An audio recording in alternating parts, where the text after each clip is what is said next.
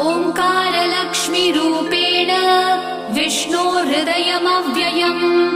विष्णुमानन्दमध्यस्थम् ह्रीङ्कारबीजरूपिणी ॐ क्लीं अमृतानन्दभद्रे सत्य आनन्ददायिनी ॐ श्रीं दैत्यभक्षरदां शक्तिमालिनि शत्रुमर्दिनी तेजःप्रकाशिनी देवी वरदा शुभकारिणी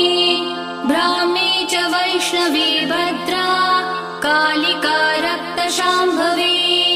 आकार ब्रह्मरूपेण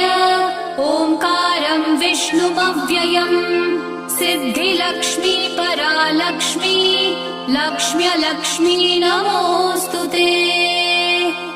सूर्यकोटिप्रतीकाशम् चन्द्रकोटिः समप्रभम् तन्म